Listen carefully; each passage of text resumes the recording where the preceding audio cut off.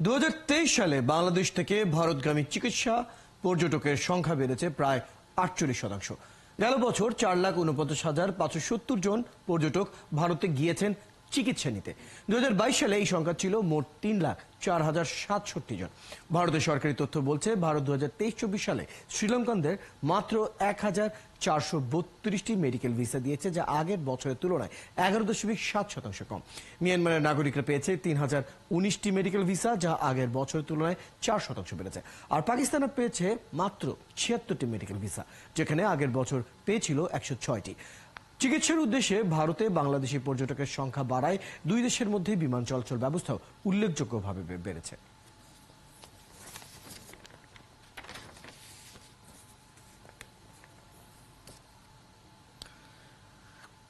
রোগ সারাতে বাঙালির পশ্চিমে হাওয়া বদলের পথ্য নতুন নয়। এর মধ্যেই লুকিয়ে আছে মেডিকেল ট্যুরিজমের বীজ। তাকেই আধুনিক কাঠামোয় ঢেলে সাজিয়ে রথ দেখা, কলা বেচা দুই হচ্ছে। এতে প্রতি বছরই ভারতে চিকিৎসা নিতে যাওয়া পর্যটকের সংখ্যা বাড়ছে। এর মধ্যে বাংলাদেশের সংখ্যাই সবচেয়ে বেশি। সেই সাথে এই খাতে দেশটির রাজস্বও বাড়ছে। এই নিয়ে কথা বলতে চাই, সাথে আছেন বিএমডিসি চিকিৎসক নেতা ও কাউন্সিল সদস্য ডক্টর এম ইকবাল আরসলান। জনাব এম ইকবাল, আপনাকে স্বাগত জানাচ্ছি অর্থযোগের আজকের আলোচনায়। প্রথমে যেতে জানতে চাই যে ভারতের সাথে বাংলাদেশের মেডিকেল ট্যুরিজমের যে পর্যায়টি, সেখানে আসলে কি মনে করেন, কেন আমাদের দেশের লোকেরা বেশি ভারতের দিকে মেডিকেল কাজের দিকে যাচ্ছে? কারণগুলো আসলে আপনার মতে কি? দেখেন, এটা হচ্ছে যে আপনার যে আমরা বলি মেডিকেল ট্যুরিজম, এই মেডিকেল ট্যুরিজম হচ্ছে যে বিশ্বব্যাপী। আপনি ভারতেই ধরেন প্রতি বছর প্রায় 20 লক্ষ রোগী আসে বিভিন্ন দেশ থেকে, 78টা দেশ থেকে আসে। এবং আপনার তাদের হচ্ছে যে এখন যে মার্কেট তাদের, সেটা হলো প্রায় 600 কোটি টাকার মার্কেট, এবং এটা তারা হচ্ছে যে এটা আপনার 1300 কোটি টাকার মার্কেট করতে চায় বাই আপনার আপনার হচ্ছে যে 26 মানে 2026-এর মধ্যে। এবং এর থেকে বড় বিষয় যেটা, সেটা হলো এই যে মেডিকেল ট্যুরিজম যে ভারতের, সেটার আপনার হচ্ছে totally sponsored by the government. মানে গভর্নমেন্ট তাদেরকে এই ব্যাপারে সহযোগিতা করেন। যেভাবে ধরেন যে আমাদের দেশে যে মেডিকেল ট্যুরিজমের জন্য যে ভিসা, সেই ভিসার যে সহজ করা বা সহলভ্যতা যেটা তারা করছেন, সেটা কিন্তু আসলে বাণিজ্যিক কারণে করছেন, যে মানে আপনার এই মেডিকেল ট্যুরিজমের যে আরো বেশি যাতে বড় মার্কেট তারা দখল করতে পারেন, সেজন্য করছেন। এবং এটা হচ্ছে যে আপনার যারা আপনার এই উন্নত যে চিকিৎসা ব্যবস্থা তৈরি করতে পেরেছেন, তাদের এখানে ট্যুরিজম হচ্ছে। এবং ট্যুরিজমের অনেকগুলো কারণ আছে। তার মধ্যে হচ্ছে যে একটা হচ্ছে যে গুণগত মান, চিকিৎসার গুণগত মান। দ্বিতীয়ত হচ্ছে যে সেবা মূল্য, যে আপনার ধরেন যে যারা আসলে এই স্বাস্থ্য সেবাটা ক্রয় করেন, আমাদের বাংলাদেশেও আমরা দেখতে পাই যে আউট অফ পকেট এক্সপেন্ডিচার আমাদের এখন অনেকে বলেন যে 70% বেশিতে উন্নত হয়ে গেছে, বিশেষ করে কোভিডের পরে। এই যে সেবা মূল্য একটা বিষয়। আর একটা হচ্ছে যে আধুনিক পদ্ধতি, যে আধুনিক পদ্ধতিগুলো যেখানে আছে সেখানে যাওয়ার মানুষ চেষ্টা করে, এবং সুযোগ এবং লভ্যতা, এই দুটো যে আপনার এর পাশাপাশি জড়িত, এবং একটা বিশ্বাসযোগ্যতা। এই যে সামগ্রিক বিষয়, এটা হচ্ছে যে আমার ব্যক্তিগত এক্সপিরিয়েন্স হচ্ছে যে আপনার সেবা মূল্য যে ভারতে বাংলাদেশের তুলনায় সাশ্রয়ী।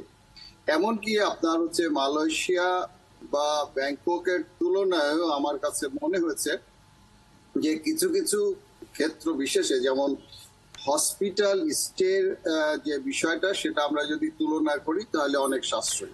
ডক্টর এম ইকবাল, আরেকটি বিষয় একটু আলোচনা করতে চাই, সেটি হচ্ছে যখন আমাদের দেশের, যদি আমাদের দেশের উদাহরণই দিই, তাহলে যদি আমাদের দেশের যখন যাদের এই ধরনের চিকিৎসা প্রয়োজন হয়, যারা ভারতের দিকে যাচ্ছেন, তাদের অনেকটাই মতামত যে এক তো খরচ কম, তারপর আবার উন্নত চিকিৎসা। তাহলে আমাদের এখানকার যে চিকিৎসার মান এবং ভারতের যে চিকিৎসার মান, সেখানে কি বেশ বড় ফারাক রয়েছে? যদি মান এবং খরচের দিক থেকে বলি, কোথায় আছি আমরা ভারতের সাথে? ধন্যবাদ। হ্যাঁ, যে অবশ্যই যে আপনার বিষয়টা হচ্ছে যে আধুনিক যে পদ্ধতি বা মানে সেটা ভারত এগিয়ে আছে, এটা অস্বীকার করার কিছু নাই। আমরা অনেক এগিয়েছি, এটাও অস্বীকার করার নেই যে আপনার আমাদের দেশ থেকে আপনার হচ্ছে যে একটা কিডনি ট্রান্সপ্ল্যান্ট বলেন, একটা এনজিওগ্রামের জন্য বলেন, বা যে কোনো যে একটা কমপ্লিকেটেড যে বা আপনার যে ম্যালিগনেন্সি যে সংখ্যা বাড়ছে তার জন্য বলেন, আগে আপনার আমরা 100% ভারতের উপরে ডিপেন্ডেন্ট ছিলাম, কিন্তু এখন আমরা কিন্তু 100% ডিপেন্ডেন্ট না। আমাদের এখানে এই সুযোগগুলো বৃদ্ধি পেয়েছে, কিন্তু যে আমাদের এখানে কিছু সীমাবদ্ধতা আছে, যেটা হচ্ছে যে আপনার যারা যান এবং ফেরত আসেন, এবং হচ্ছে যে সেখানে হচ্ছে যে আমাদের দেশে কিন্তু যে আপনার মূল্যমানটা বেশি। আসলে চিকিৎসা সেবা যে নেন যারা, দেখা যাচ্ছে যে যারা সেবা নিয়ে আসছেন, বাংলাদেশে সেবা নিচ্ছেন, এবং এটা সত্য, এটা অস্বীকার করার কিছু নেই যে আমরা আমাদের দেশে যারা এই চিকিৎসা বাণিজ্যের সাথে সম্পৃক্ত, সেটা হচ্ছে ব্যক্তিগত পর্যায়ে হোক, প্রাতিষ্ঠানিক পর্যায়ে হোক, যে আমরা এই জায়গাটা যে আপনার যে সাশ্রয়ী করতে পারিনি, সে একটা বিষয় আছে। এবং গুণগত মান, যে আপনি যেটা বলছেন যে আমাদেরকে গুণগত মানের মানে না, আমাদের দেশের যে চিকিৎসকরা আছেন বা যেটুকু আমাদের যে চিকিৎসা সেবার ব্যবস্থা আছে সেটুকু গুণগত মান আছে, কিন্তু সমস্যাটা কোথায়? সমস্যাটা হচ্ছে যে আপনার আমাদের দেশের চিকিৎসকরা রোগীকে সময় দেন না। এই যে একটা মানসিক যে এই যে মানে লভ্যতার জায়গাটা কিন্তু মানুষ পাচ্ছে না বাংলাদেশে। যেমন ধরেন যে আপনার যে আপনি সিঙ্গাপুরে হইবেন, যে আপনার যদি আপনি চিকিৎসা করে আসেন, আপনি যে কোনো সময় তাদের সাথে অনলাইন যোগাযোগ করতে পারবেন, আপনি তাদের সাথে কথা বলতে পারবেন, অনেক সময় নিয়ে কথা বলতে পারবেন, যদিও আপনি একটা ফি দিবেন তাদেরকে।